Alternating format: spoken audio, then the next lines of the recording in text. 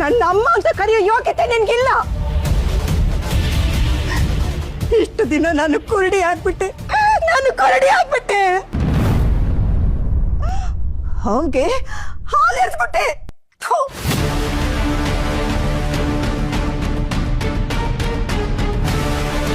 ಕರ್ಣ ಹೇಳಿತು ನಿಜ, ನೀನು ರಾಕ್ಷಸನೇ, ಅವನಿಗಿಂತ ಕಡೆ. ಆ ರಾವಣ ತನ್ನ ಸ್ವಂತ ಕುಟುಂಬಕ್ಕೂ ಈ ರೀತಿ ಅನ್ಯಾಯ ಮಾಡಿಲ್ಲ. ಯಾಕೋ ನಿಂಗಿಂತ ದುರ್ಬುದ್ಧಿ ಬಂತು?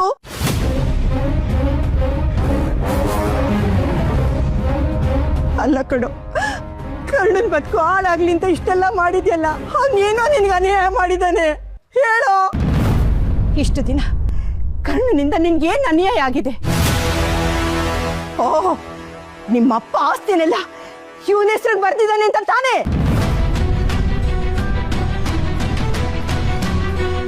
ಒಂದು ವೇಳೆ ಎಲ್ಲ ಆಸ್ತಿನೂ ನಿನಗೆ ಅವನು ವಾಪಸ್ ಕೊಟ್ರೆ ನಿನ್ ಬುದ್ಧಿ ಬದಲಾಗುತ್ತೇನೋ? ನೀನ್ ಯಾವತ್ತು ಬದಲಾಗನೋ ಕಣೋ. ನಿನ್ ಬುದ್ಧಿ ನೀನ್ ಬಿಡಲ್ಲ. ನಿನ್ ಯೋಗ್ಯತೆ ಇಷ್ಟೇ.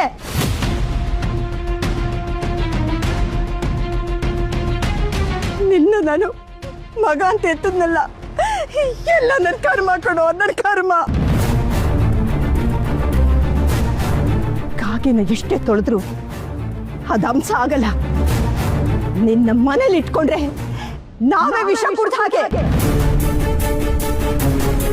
ನೋಡು, ಅವತ್ತು ನೀನ್ ತಪ್ಪು ಮಾಡಿದಕ್ಕೆ ನಾನ್ ನಿನ್ನ ಮನೆಯಿಂದ ಆಚೆ ಹಾಕಿದ್ದೆ.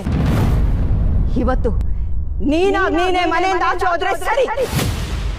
ಇನ್ಯಾವತ್ತು ಈ ಮನೆ ನಿನ್ ಪಾಲಿಗಿಲ್ಲ. ಹೊಟ್ಟೋಗೋ.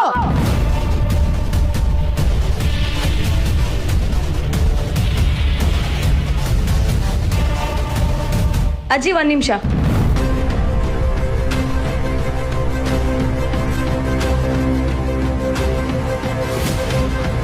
ಇಲ್ಲಿ ತನಕ ರಮೇಶ್ ಅಂಕಲ್ ಮಾಡಿರೋ ಅನ್ಯಾಯ ಕರ್ಣ ಸರ್ ಬಿಟ್ರೆ ಜಗತ್ತಲ್ಲಿ ಬೇರೆ ಯಾರು ಸಹಿಸ್ಕೊಳಕ್ ಸಾಧ್ಯನೇ ಇಲ್ಲ. ಕರ್ಣ ಸರ್ಗೆ ಹಿಂಸೆ ಕೊಡ್ಬೇಕಂತಾನೆ ಇವ್ರು ಇಷ್ಟೆಲ್ಲ ಮಾಡಿದಿರಂತ ನೆನ್ಸ್ಕೊಂಡ್ರೇನೆ ಮನ್ಸಿಗೆ ತುಂಬಾ ನೋವಾಗುತ್ತೆ. ಕರ್ಣ ಸರ್ ತರ ಹೃದಯ ಇರೋ ಮಗ ಸಿಗ್ಲಿ ಅಂತ ಪ್ರತಿಯೊಬ್ಬ ತಂದೆನೂ ಬಯಸ್ತಾರೆ. ಕರ್ಣ ಸರ್ ಇವ್ ಸ್ವಂತ ಮಗ ಅಲ್ಲ, ಒಂದೇ ಒಂದ್ ಕಾರಣಕ್ಕೆ ಇಷ್ಟೆಲ್ಲ ದ್ವೇಷಿಸ್ತಾರೆ ಅಂತ ನೋಡಿದ್ರೆ ಒಂದ್ ಕಡೆ ದುಃಖ ಆಗುತ್ತೆ, ಬೇಜಾರು ಆಗುತ್ತೆ.